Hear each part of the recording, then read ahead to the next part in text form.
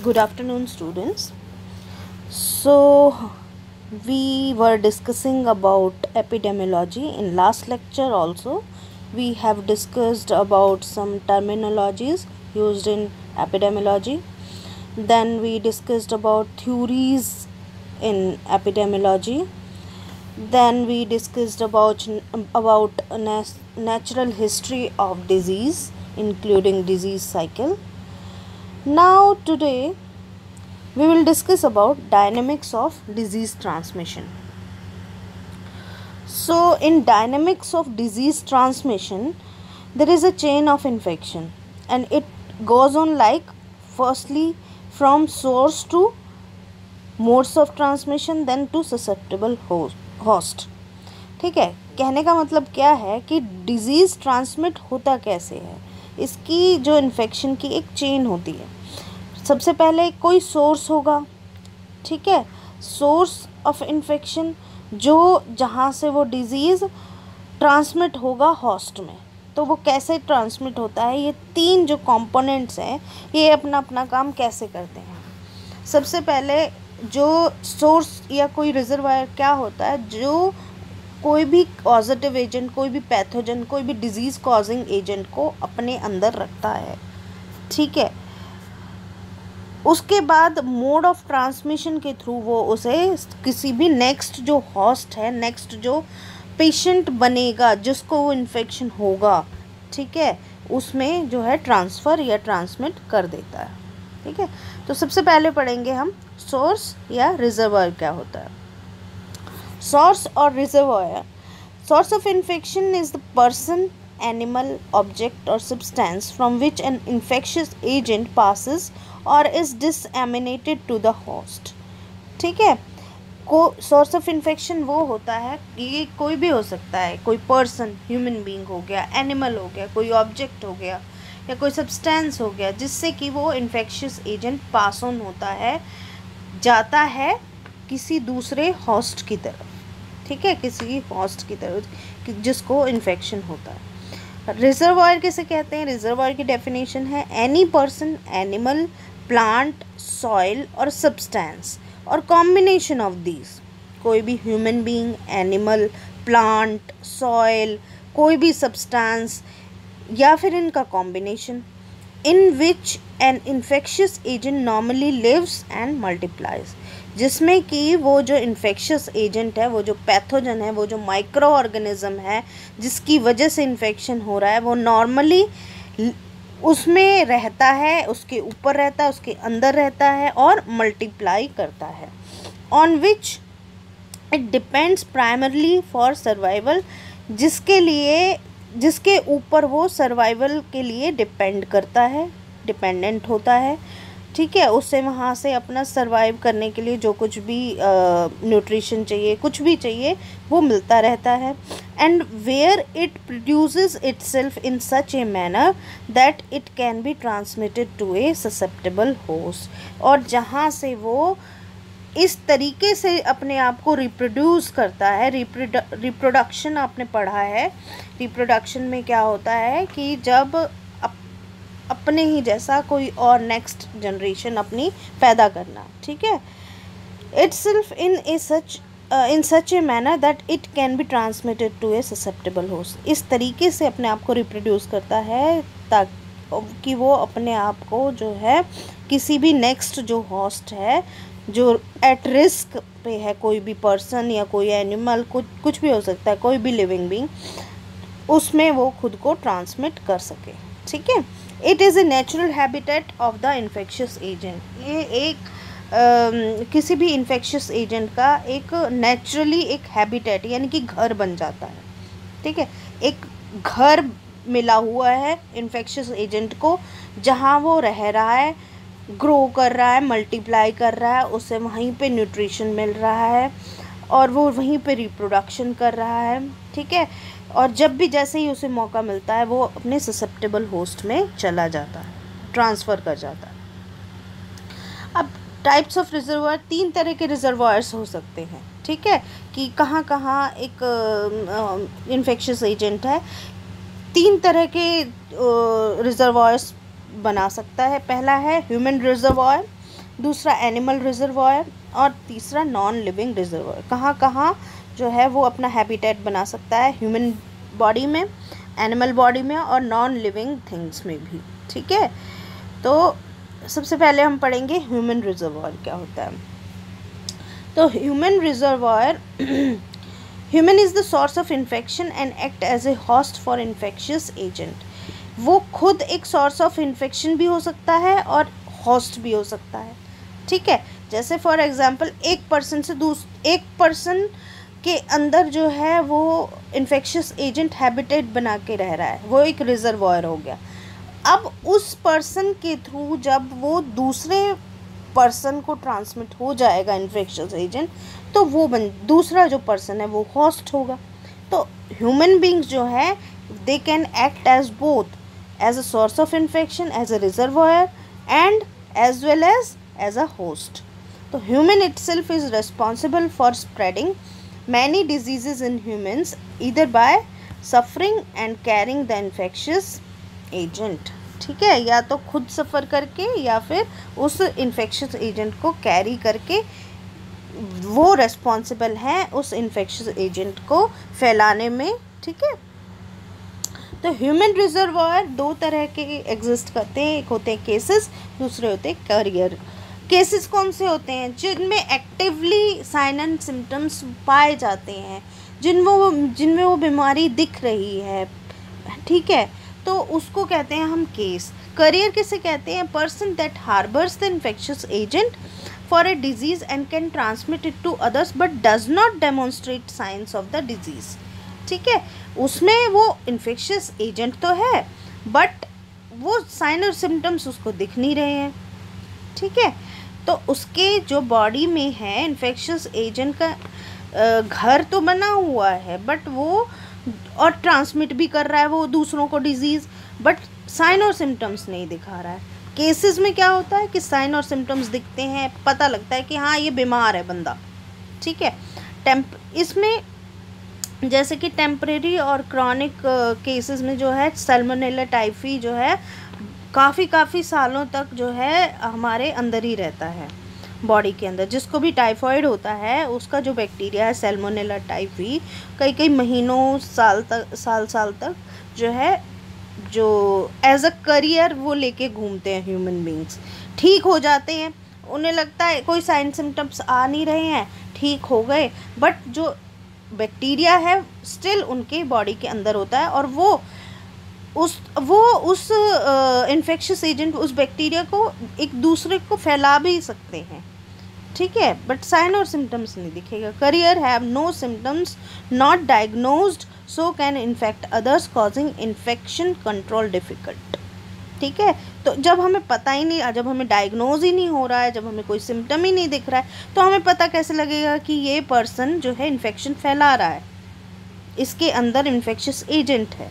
तो करियर जो है मोस्ट डेंजरस जो है वो करियर होते हैं।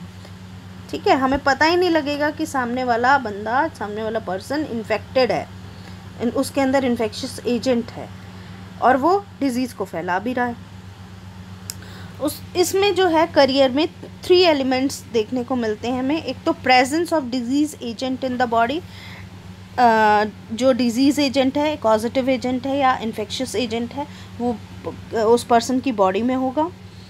Absence of recognisable sign and symptoms of the disease, जो रिकग्नाइजेबल साइन और सिम्टम्स हैं डिज़ीज़ के जिन्हें हम पहचान सकते हैं वो नहीं होंगे। ठीक है, shedding of disease agent in the discharges और एक्सक्रीशन, जो पर्सन है उसके डिस्चार्जेस में या उसके एक्सक्रीटा में जो है डिज़ीज़ एजेंट मिलेगा। ठीक है, वो उसमें शेड ऑफ करेगा अपने डिजीज़ एजेंट को, मतलब उसके थ्रू, उसके एक्सक्रीटा के थ्रू, उसके डिस्चार्जेस के थ्रू वो उस इन्फेक्शियस एजेंट को नए होस्ट्स की तरफ जो है ट्रांसमिट कर रहा है। देन सेकंड आते हैं हमारे एनिमल रिजर्वॉयर्स। पहला था ह्यूमन रिजर्वॉयर, सेकंड आते हैं हमारे एनिमल रिजर्वॉयर्स। एनिमल रिजर्वॉयर्स वो होते हैं infection that is transmissible under natural conditions from animals to man. जब एनिमल से मैन में जो है इन्फेक्शन ट्रांसमिट हो सके, जो इन्फेक्शस एजेंट है वो एनिमल से मैन को ह्यूमन बींग्स को ट्रांसमिट हो रहा है, ट्रांसफ़र हो रहा है, तो उसको कहते हैं, तो उस केस में जो है एनिमल्स हमारे रिजर्वॉयर्स होते हैं। ठीक है, तो एग्जाम्पल है लाइक बैक्टीरियल जो है एग्जाम्पल ले लो, जैसे कि रैट से जो है प्लेग फैला था। ठीक है, जो रैट्स के ऊपर जो है उसका बैक्टीरिया था प्लेग का, तो वो रैट बन गए एनिमल रिजर्वॉयर। ऐसे ही जैसे कि डॉग्स में जो है हमारे रेबीज़ के वायरस मिलते हैं, तो रेबीज़ जो है हमें डॉग्स के बाइट करने से होती है। ठीक है, वो डॉग के बाइट करने से नहीं होती, वो डॉग जब बाइट करता है तो उसके जो है वायरस हमारी बॉडी में एंटर कर जाता है रेबीज़ का, तो उसकी वजह से जो है हमें रेबीज़ होती है। ठीक है, तो उस केस में डॉग्स जो हैं एनिमल रिजर्वॉयर हो गए। उसके बाद आते हैं हमारे reservoir in non living things. Non living things में जो माइक्रो ऑर्गेनिज्म या इन्फेक्शियस एजेंट या डिजीज़ कॉजिंग एजेंट मिलते हैं, अपना ग्रो करते हैं, मल्टीप्लाई करते हैं, वहाँ पे अपना हैबिटेट बना के, घर बना के रहते हैं, तो उसको कहते हैं हम reservoir in non living things. वो नॉन लिविंग थिंग्स कुछ भी हो सकती हैं, सॉइल हो सकता है, वाटर हो सकता है, ठीक है, कुछ भी हो सकता है। Some organisms are able to survive and multiply in non-living environments such as soil and water.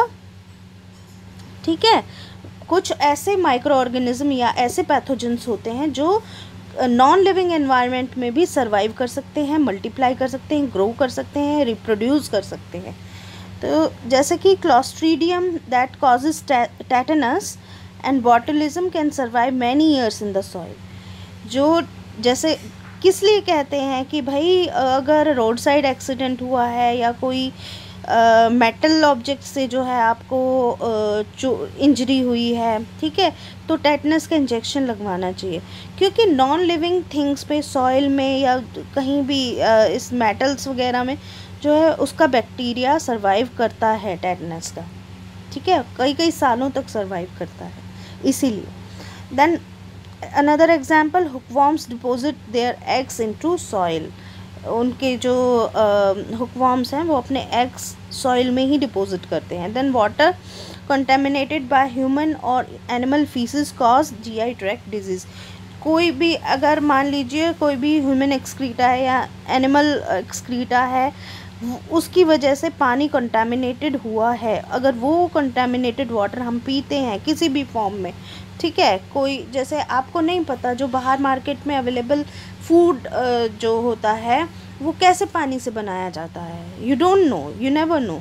ठीक है, तो वो हम क्या कॉज कर सकते हैं, वो जीआई ट्रैक्ट डिजीज़ या GI tract infection, gastro intestinal infection cause कर सकते हैं। तो ये बात हो गई हमारी reservoir in non living things की।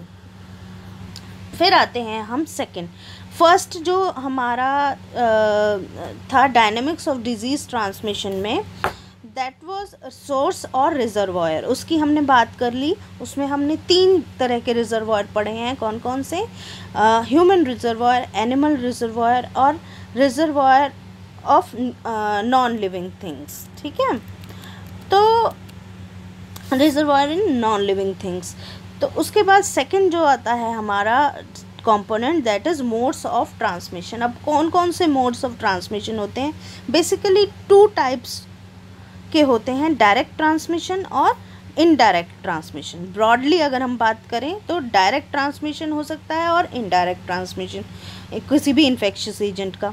अब डायरेक्ट ट्रांसमिशन में हमारा क्या आता है, इसमें सबसे पहले आता है direct contact, then droplet infection, then contact with soil, then inoculation into skin or mucosa और प्लेसेंटल या वर्टिकल हम कह सकते हैं। ठीक है, अब एक एक करके हम पढ़ेंगे इन सब को। उसके बाद जो इनडायरेक्ट ट्रांसमिशन में, उसमें vehicle borne, vector borne, airborne, fomite borne, unclean hands and fingers. ठीक है, तो डायरेक्ट कॉन्टैक्ट, अब डायरेक्ट ट्रांसमिशन में फर्स्ट वन था हमारा डायरेक्ट कांटेक्ट। डायरेक्ट कांटेक्ट कब होता है? जब हमारी स्किन टू स्किन टच हो, कोई भी जो है इन्फेक्टेड पर्सन है उसके साथ हमारी स्किन टू स्किन टच हो, स्किन टू म्यूकोज़ा टच हो, म्यूकोज़ा टू म्यूकोज़ा टच हो, या बॉडी फ्लूइड्स एक दूसरे के टच हो इन्फेक्टेड पर्सन के साथ किसी भी हेल्दी पर्सन की। ठीक है, ये किसके उससे हो सकता है? बाय टचिंग, किसिंग, बाइट्स और सेक्सुअल इंटरकोर्स। इसके एग्जांपल है, कोई भी एसटीडी ले लो, ठीक है, सेक्सुअली ट्रांसमिटेड डिजीज़ ले लो, एड्स ले लो, ठीक है। उसके बाद है स्किन या आई इन्फेक्शन हो गया, लेप्रेसी हो गई, स्केबीज़ हो गया, पेडिकुलोसिस हो गया, ये सारे एग्जांपल हैं डायरेक्ट कांटेक्ट के। उसके बाद आता है हमारा ड्रॉपलेट इन्फेक्शन। ड्रॉपलेट स्प्रेड कैसे होता है? Direct projection of droplets of saliva और pharyngeal secretion by sneezing, speaking, coughing. Droplet directly impinge on conjunctiva और नेजल म्यूकोजा और स्किन। ठीक है, जब भी कोई ड्रॉपलेट, जैसे सामने वाला बंदा को, इसमें किसी भी इन्फ्लुएंजा का एग्जाम्पल आप ले लो, ज़ुकाम किसी भी तरह का, इन्फ्लुएंज़ा में बहुत सारी चीज़ें आती हैं, ठीक है, H1N1 हो गया, स्वाइन फ्लू जिसे हम कहते हैं, ठीक है। उसके बाद अभी कोविड-19 चल रहा है, ठीक है, जो कोरोना वायरस से फैलता है, ठीक है। तो ये सारे इसका है ड्रॉपलेट स्प्रेड है। तो किसी के भी जैसे हम छींकते हैं तो उसमें जो ड्रॉपलेट्स छोटी छोटी जो ड्रॉपलेट्स हैं उनमें हमारा जो वायरस है वो होगा, वायरस या कोई भी पैथोजन हो सकता है, ठीक है। और वो सामने जो हेल्दी है पर्सन, उसके ऊपर, उसकी कंजक्टिवा पे या उसके नेज़ल म्यूकोजा पे या उसकी स्किन पे जाके गिरेगा तो वो उसकी बॉडी में एंटर कर जाएगा। ये किसके थ्रू हो सकता है? स्नीजिंग, छींकने से हो सकता है, बोलने की वजह से ड्रॉपलेट्स गिर सकते हैं, कफिंग, खांसने की वजह से गिर सकते हैं, ठीक है। उसके बाद है कांटेक्ट विद सॉइल। अगर हम नंगे पैर या कुछ हाथों से ऐसे मिट्टी में काम कर रहे हैं तो उसकी वजह से contact with soil. Then inoculation into skin और म्यूकोजा, जैसे डॉग बाइट में होता है, कोई भी एनिमल बाइट है तो उसके जो है हमारे जो एनिमल से हमारी जो स्किन या म्यूकोज़ा में जो है बैक्टीरिया या वायरस या कोई भी पैथोजन, कोई जिसे हम कहते हैं कोई भी इन्फेक्शियस एजेंट, वो हमारी स्किन या म्यूकोज़ा में अंदर एंटर कर जाएगा और अंदर ब्लड स्ट्रीम में चला जाएगा। देन कांटेक्ट विद सॉइल में जो मैंने बताया था, वो सॉइल के थ्रू, सॉइल में जो बैक्टीरियाज या सॉइल में जो भी पैथोजेंस अपना हैबिटेट बना के रह रहे हैं, वो जब हमारा सॉइल के साथ डायरेक्ट कांटेक्ट होता है स्किन का तो वहाँ उसके थ्रू वो एंटर कर जाते हैं हमारी बॉडी में। Then vertical transmission, vertical transmission को हम ट्रांसप्लेसेंटल ट्रांसमिशन भी कहते हैं, मदर से बेबी में जब जाता है, ठीक है, उसको वर्टिकल ट्रांसमिशन कहते हैं, ठीक है। कोई भी वायरस अगर माँ जो है इन्फेक्टेड है और वो कंसीव कर लेती है और उसका बेबी जो है ग्रो कर रहा है, तो क्योंकि मदर और बेबी का जो है प्लेसेंटा के थ्रू ब्लड एक्सचेंज होता है, तो वायरस भी जो है उसमें एंटर कर जाएगा, वायरस या एनी पैथोजन, ठीक है।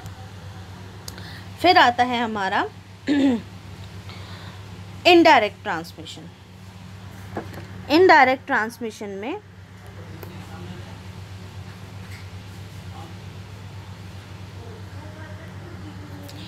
इनडायरेक्ट ट्रांसमिशन में सबसे पहले है हमारा व्हीकल बॉर्न। इसमें 5F आप याद रखो, 5F से जो है ये फैलता है, इनडायरेक्ट ट्रांसमिशन होता है। फूड के थ्रू, फ्लाइज के थ्रू, फ्लूइड के थ्रू, फिंगर या फोमाइट के थ्रू, ठीक है। फूड के थ्रू मतलब व्हीकल बॉर्न, व्हीकल बॉर्न को कहते हैं हम फूड के थ्रू। वेक्टर बॉर्न फ्लाइज के थ्रू, कोई भी मक्खी, मच्छर इस तरह के हैं, ठीक है, वो अपने जो है साथ में वो किसी एक्सक्रीटा पे बैठे, किसी भी इन्फेक्टेड चीज़ पे बैठे जहाँ की वो माइक्रो ऑर्गेनिज्म या इन्फेक्शियस एजेंट है, ठीक है, उसने उसको अपने ऊपर चिपका लिया या वो उसके साथ में अटैच होके जो है हमारे ऊपर आके बैठ गई मक्खी या मच्छर। वेक्टर बॉर्न का सबसे अच्छा एग्जाम्पल है मलेरिया, डेंगू, ठीक है। जो इस तरीके से जो है मच्छर काटने से हमारे जो है जो पैथोजन है वो हमारे बॉडी के अंदर एंटर कर जाता है। वीकल बॉन्ड में फूड के थ्रू, फूड कैसे भी मतलब कोई भी या तो वाटर सप्लाई जो है वो कंटामिनेटेड वाटर से बना हुआ फूड है, या फूड ही जो है इन्फेक्टेड हो गया है किसी भी तरह से माइक्रो ऑर्गेनिज्म से, ठीक है, तो वो हो गया वीकल बॉन्ड। तो ये दो डिफरेंसेस में। देन एयरबॉर्न, एयरबॉर्न में मतलब क्या है, एयरबॉर्न जैसे हम जैसे एग्जाम्पल ले लीजिए टीबी का, ठीक है। टीबी में क्या होता है कि भाई जब हम बोलते हैं, एक दूसरे से बात करते हैं, खांसते हैं, ठीक है, छींकते हैं, वो तो ड्रॉपलेट में भी आ जाता है छींकना, ठीक है, खांसते हैं या हम बात करते हैं तो वो एयरबॉर्न में आ जाता है। एग्जाम्पल है टीबी, वो उड़ के एयर के थ्रू उड़ के जो है दूसरे जो हेल्दी पर्सन है उसकी बॉडी में एंटर कर देता है, ठीक है। वो उसी एयर को जो है वो इनहेल करते हैं जिसमें कि वो वायरस होता है। अगर जो है बहुत दूर नहीं खड़े हैं या मास्क नहीं लगाया हुआ है तो उस केसेस में ऐसे हो सकता है।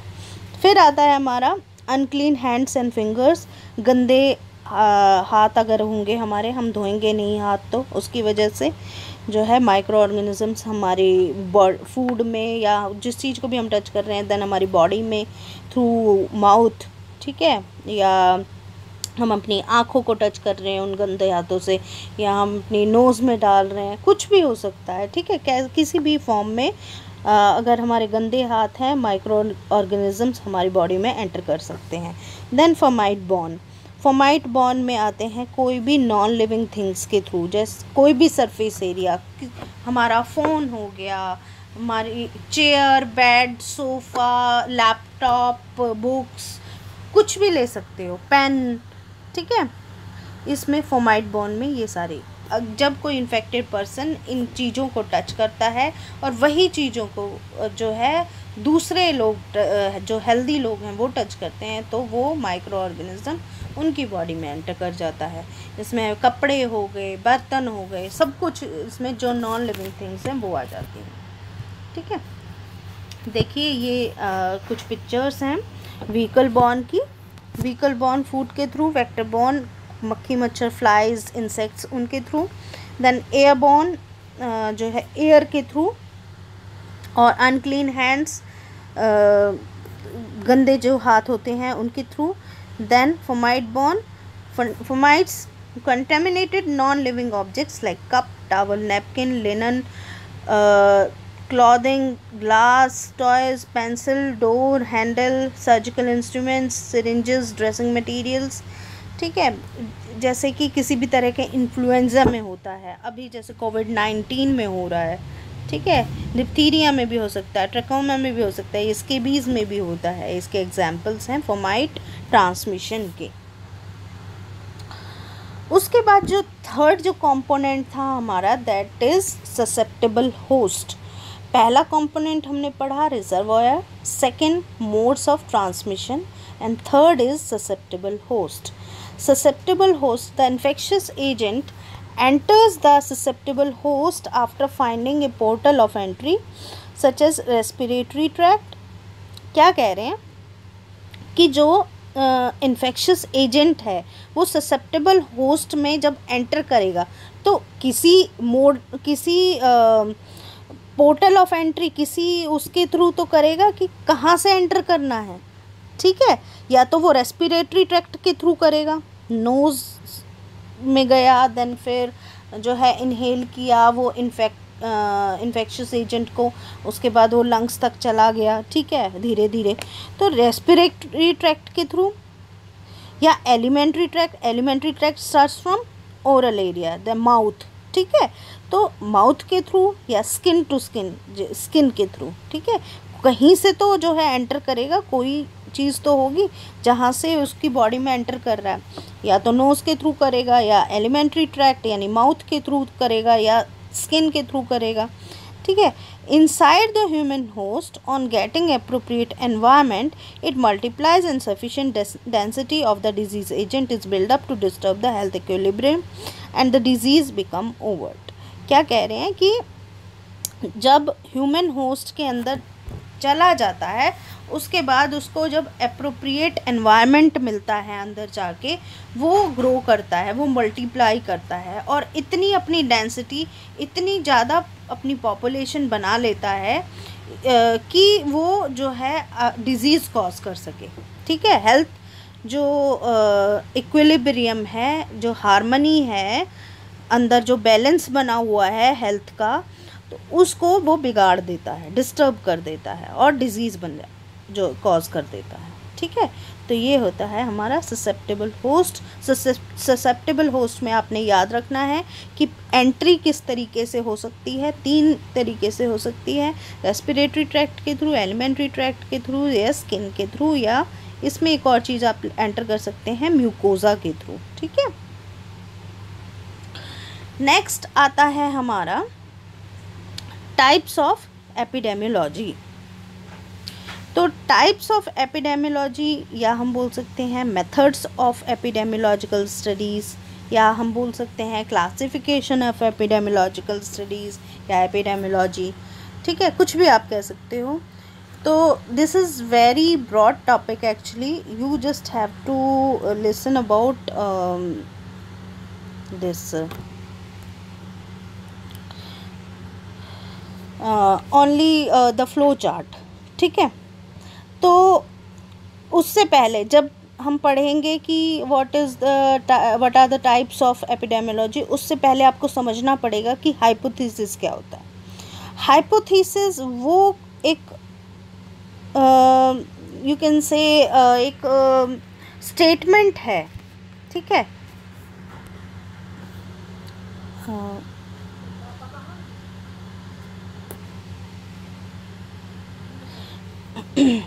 हाइपोथेसिस एक प्रिडिक्शन है या एक स्टेटमेंट है ऑब्जर्व्ड इवेंट्स की।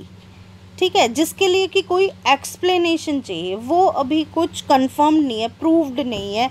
ठीक है। तो हाइपोथेसिस को हम बोल सकते हैं कि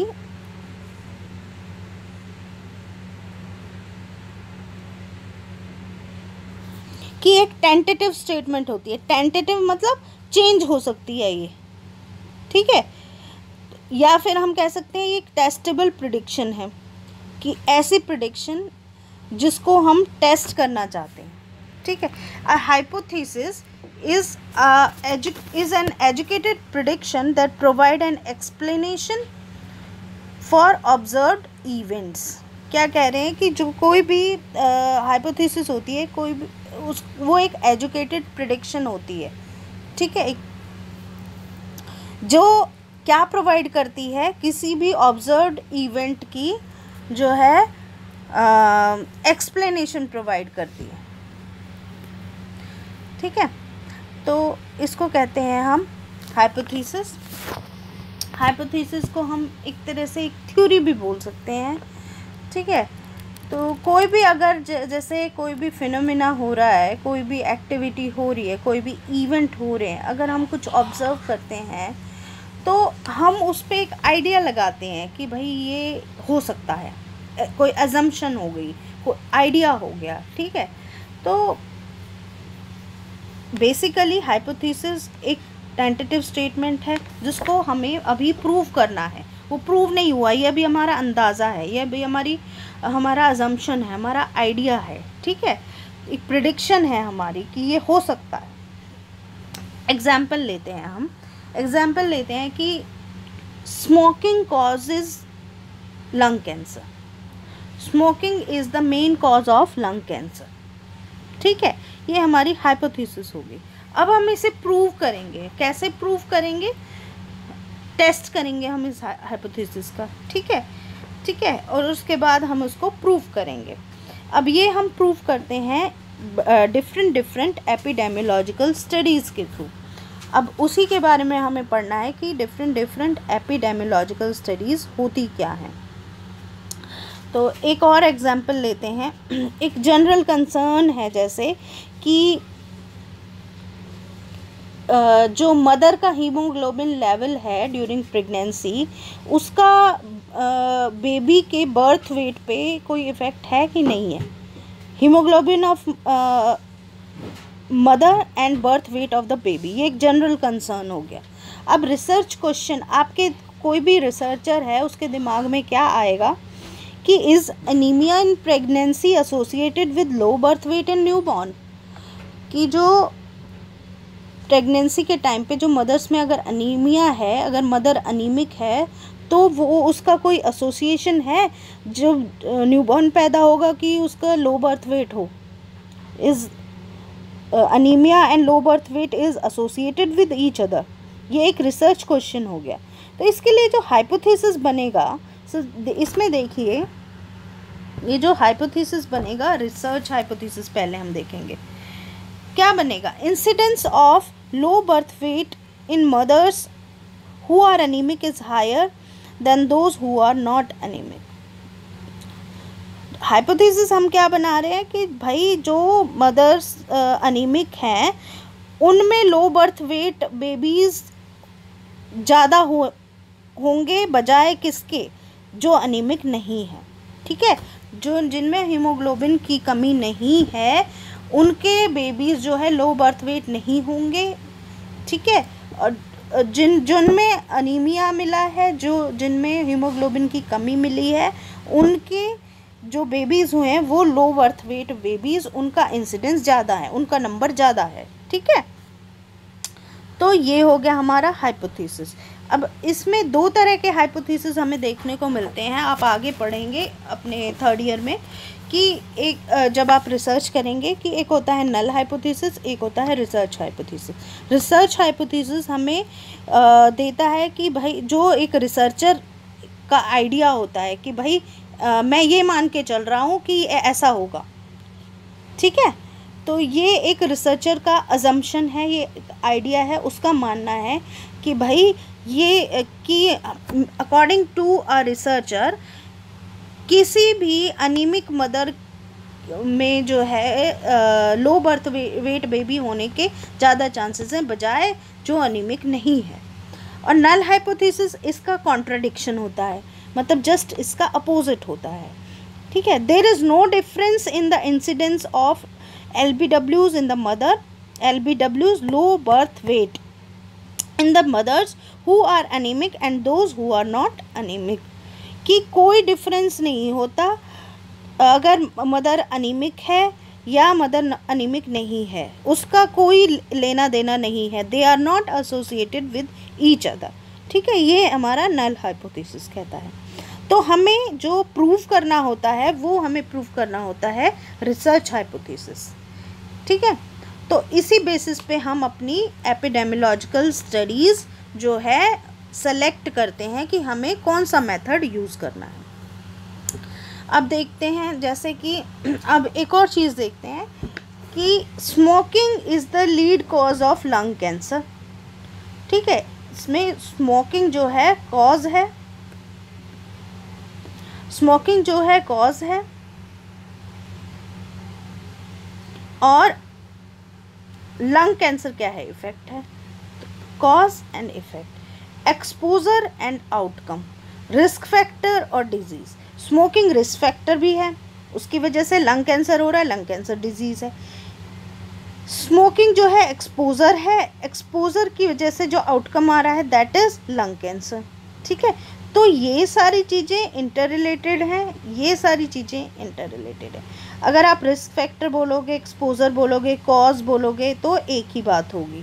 अगर आप डिजीज़ बोलोगे, आउटकम बोलोगे, इफ़ेक्ट बोलोगे तो एक ही बात होगी।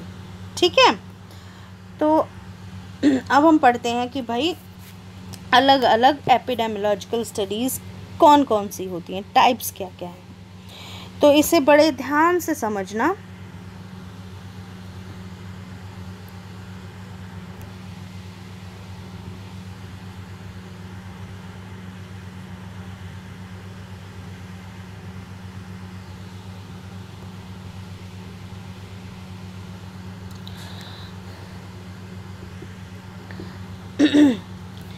अगर बेसिकली जो है हमारे पास दो ब्रॉड लेवल पे जब हम डिवाइड करते हैं एपिडेमियोलॉजिकल स्टडीज़ को, तो वो टू में डिवाइड्स होती हैं। एक होती है हमारी ऑब्जर्वेशनल स्टडी, एक होती है हमारी एक्सपेरिमेंटल स्टडी। ठीक है, अब ऑब्जर्वेशनल स्टडी को हम और क्या बोलते हैं, नॉन एक्सपेरिमेंटल, क्योंकि ये एक्सपेरिमेंटल है तो ये हो गई नॉन एक्सपेरिमेंटल स्टडी। अब एक्सपेरिमेंटल का दूसरा नाम क्या है, इंटरवेंशनल, क्योंकि हम उसमें कोई इंटरवेंशन देते हैं, कोई एक्सपेरिमेंट करते हैं। अगर मान लीजिए हमने कोई एक्सपेरिमेंट किया तो वो हो गई एक्सपेरिमेंटल स्टडी। अगर हमने कोई एक्सपेरिमेंट नहीं किया तो वो हो गई ऑब्जर्वेशनल। खाली ऑब्जर्वेशन के थ्रू हमने जो है अपनी पूरी स्टडी करनी है, हमने सिर्फ ऑब्ज़र्व करना है, हमने कोई एक्सपेरिमेंट, कोई ड्रग नहीं देनी, कोई ट्रीटमेंट नहीं करना, कोई केयर प्रोवाइड नहीं करनी। ठीक है, हमने सिर्फ जो है एक्सपेरिमेंटल स्टडीज़ में ही हमने ऐसे ट्रीटमेंट देने होते हैं। जैसे कि कोई भी नई जब दवाई आती, कोई नई ड्रग या कोई मेडिसिन जब इंट्रोड्यूस करते हैं फार्मेसी में या, तो उससे पहले जो है हमारे एक्सपेरिमेंट्स होते हैं। एक्सपेरिमेंटल स्टडी के थ्रू ही हम उसे जनरलाइज कर सकते हैं। ठीक है, पहले हम उसको टेस्ट करेंगे कि भाई ये ठीक भी है या नहीं, मतलब ये रिज़ल्ट दे रही है या नहीं, तो वो हम जो है एक्सपेरिमेंट कर रहे हैं, तो वो आ गया हमारा एक्सपेरिमेंटल स्टडी में। और जब खाली हम ऑब्जर्वेशन के थ्रू जो है कोई भी अपनी रिसर्च कर रहे हैं, कोई भी एपिडेमियोलॉजी कर रहे हैं, तो वो होगी हमारी ऑब्जर्वेशनल स्टडी। अब एक्सपेरिमेंटल को अभी साइड में रख देते हैं। अब आप खाली पढ़ेंगे पहले ऑब्जर्वेशनल स्टडी। ऑब्जर्वेशनल स्टडी भी फर्दर दो तरह की होती है, टू टाइप्स की होती है। अगर तो हमारे पास कोई कंपैरिजन ग्रुप है तो वो होगी एनालिटिकल स्टडी। अगर हमारे पास कोई कंपैरिजन ग्रुप नहीं है तो वो होगी डिस्क्रिप्टिव स्टडी। ठीक है, तो अगर दो ग्रुप्स हैं हमारे पास, कंपेयर करने के लिए ग्रुप है हमारे पास कोई भी, तो एनालिटिकल स्टडी में होगी वो, और अगर हमारे पास कोई कंपैरिजन के लिए ग्रुप नहीं है तो वो डिस्क्रिप्टिव होगी। राइट, तो हमने क्या देखना है अब फर्दर, जो डिस्क्रिप्टिव है वो हम केस रिपोर्ट और केस सीरीज़ के थ्रू करते हैं। ठीक है, ये याद रखना, जो है डिस्क्रिप्टिव हमारी केस सीरीज़ और केस रिपोर्ट में करते हैं। उसके बाद है नेक्स्ट है हमारा एनालिटिकल स्टडी। एनालिटिकल स्टडी जो है हमारी फर्दर 3 टाइप्स की होती है। ये जो टाइप्स डिवाइड किए गए हैं ये on the basis of direction of the study. ठीक है, कैसी हमारी स्टडी की डायरेक्शन है। अब ये मैं आगे आपको बताऊंगी कि डायरेक्शन हम कैसे पता करते हैं। तो इसमें जो 3 टाइप है एनालिटिकल स्टडी की, वो है cohort study, case control study और क्रॉस सेक्शनल स्टडी। ठीक है, अभी ये येलो बॉक्सेस जो हैं ये 1 2 3 वाले, this one and this one, ये अभी छोड़ दो, इन्हें देखना ही नहीं है। ठीक है, तो एनालिटिकल स्टडी हमारी जो है 3 टाइप्स की हैं, cohort study, case control study और क्रॉस सेक्शनल स्टडी। जब हम एक्सपोजर से आउटकम की तरफ जाते हैं, मतलब कि हम प्रेजेंट से फ्यूचर की तरफ जाते हैं, ठीक है, तो उसको कहते हैं हम कोहार्ट स्टडी। एक एग्जाम्पल लेते हैं हम कि smoking is the lead cause of lung cancer. ठीक है, तो हम अपनी स्टडी में क्या देखेंगे कि भाई जो स्मोकिंग कर रहे हैं लोग, ठीक है, हम 2 ग्रुप्स लेंगे। एक जो हमने ग्रुप ले लिया जो स्मोक करता है, ठीक है, राइट नाउ अभी 2020 चल रहा है, हम 2020 में 2 तरह के ग्रुप्स लेंगे, एक जो स्मोकिंग करता है, एक जो स्मोकिंग नहीं करता है। हम 10 साल बाद या हम 20 साल बाद, ठीक है, 2040 में हम देखेंगे कि जो स्मोकिंग करते हैं उनमें से कितनों को लंग कैंसर हुआ और जो स्मोकिंग नहीं करते हैं उनमें से कितनों को लंग कैंसर हुआ। ठीक है। अगर हमारे जो है जो स्मोकिंग करते हैं उनमें से मान लीजिए हमने 100 लोग लिए, 100 में से 80 लोगों को लंग कैंसर मिल गया, और हमने जो है जो नॉन स्मोकर्स थे उनमें से भी 100 लोग लिए, उनमें से सिर्फ 10 को हुआ, ठीक है। तो हम क्या बोलेंगे कि स्मोकिंग इज़ द लीड, हमारी रेशो बहुत ज़्यादा है, 80 वहाँ पे 80 लोगों को लंग कैंसर है, वहाँ पे 10 लोगों को लंग कैंसर है, ठीक है। तो कोहॉर्ट स्टडी में हम प्रेजेंट से फ्यूचर की हमने केसेस अभी ले लिए हैं, हम उन्हें फ्यूचर में जाके स्टडी करेंगे, उसका आउटकम जो निकलेगा वो फ्यूचर में निकलेगा। अभी ये नीचे देखो एक्सपोजर और आउटकम, ठीक है। एक्सपोज अभी हुए हैं, स्मोकिंग अभी कर रहे हैं, वो आउटकम उसका बाद में निकलेगा, रिजल्ट उसका बाद में निकलेगा, कि हमें बाद में पता लगेगा। तो कोहॉर्ट स्टडी में हम जो है प्रेजेंट से फ्यूचर की तरफ जाते हैं। तो प्रेजेंट से फ्यूचर की तरफ जाते हैं तो हम प्रोस्पेक्टिव देख रहे हैं। तो कोहॉर्ट स्टडी का एक और नाम होता है, उसको कहते हैं हम प्रोस्पेक्टिव स्टडी, ठीक है। अब आते हैं हम केस कंट्रोल स्टडी पे। केस कंट्रोल स्टडी पे भी हम जो है एक एग्जाम्पल लेते हैं कि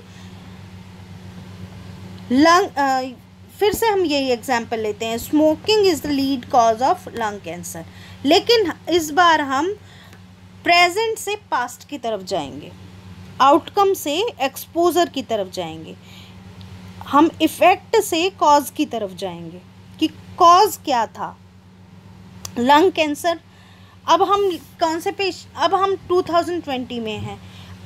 in the case control study अब हम लेंगे ग्रुप्स कौन कौन से, कि भाई जिनको लंग कैंसर है, सब सारे ग्रुप, जिन 100 पेशेंट जो हमने ले लिए लंग कैंसर वाले ले लिए।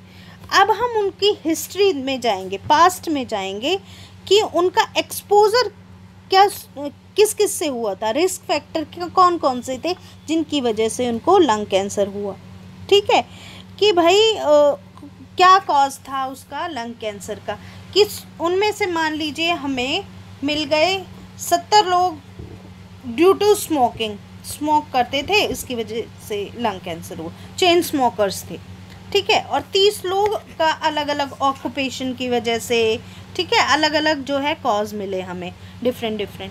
तो हम ये अपनी स्टडी में देख सकते हैं कि हम प्रेजेंट से पास्ट की तरफ जा रहे हैं, यानी कि अभी हमारे पास है इफ़ेक्ट, डिजीज़ है हमारे पास, अभी डिजीज़ का कॉज फाइंड आउट करने जा रहे हैं हम किस वजह से हो।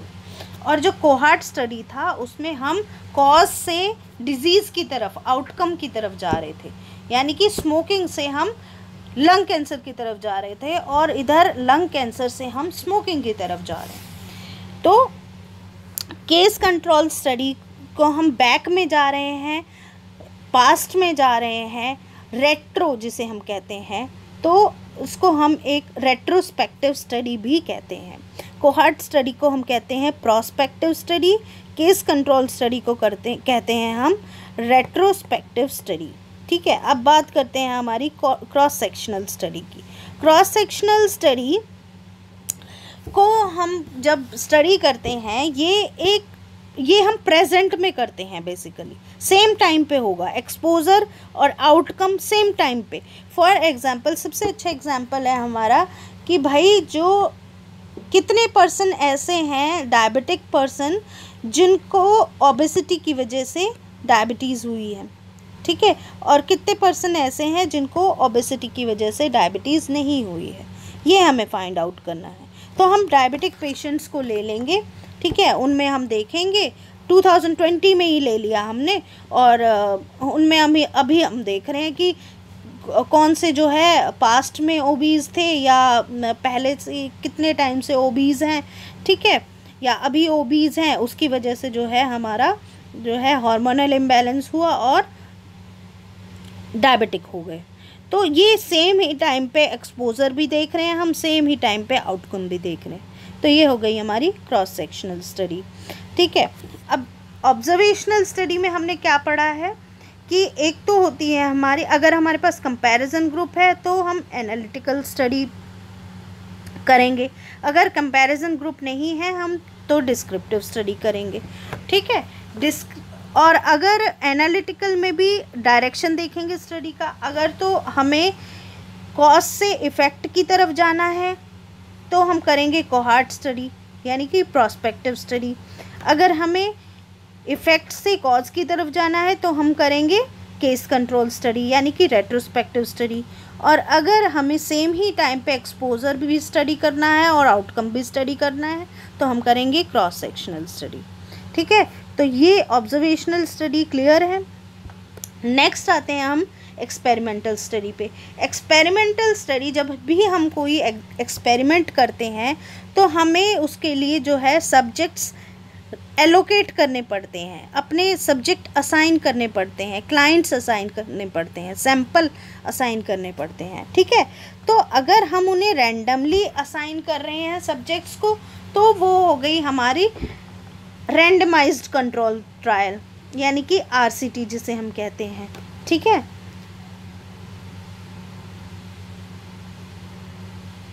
और दूसरा हो गया हमारा नॉन रैंडमाइज कंट्रोल ट्रायल यानी कि एनआरसीटी। आरसीटी के आगे एन लगा देंगे, एनआरसीटी नॉन रैंड। अगर जो है रैंडमली, जैसे कहीं कहीं से लेके हमने रैंडमली जो है बिना सोचे समझे जो है अपने सब्जेक्ट्स या सैंपल्स असाइन कर दिए, अलोकेट कर दिए, तो वो हो गई हमारी रैंडमाइज कंट्रोल ट्रायल। अगर वो हमने पर्पसफुली सेलेक्ट करे हैं अपने जो सैंपल्स हैं तो वो हो गई नॉन रैंडमाइज कंट्रोल ट्रायल, हमने रैंडमली सेलेक्ट नहीं किए हैं। ठीक है, अब इसमें भी जो है आरसीटी और एनआरसीटी में फर्दर जो है डिवीजन्स हैं। इसमें आती है हमारी क्लिनिकल ट्रायल। बेसिकली जो आरसीटीज़ हैं वो हम क्लिनिकल ट्रायल उसका एग्जाम्पल लेते हैं, और जो एनआरसीटी करते हैं वो हम करते हैं कम्युनिटी ट्रायल और फील्ड ट्रायल के थ्रू। ठीक है, तो कम्युनिटी में जो होगी और फील्ड एरियाज़ में जो होती है वो होती है कम्युनिटी ट्रायल और फील्ड ट्रायल। होता है एक्सपेरिमेंट ही है इनमें। ठीक है, इसको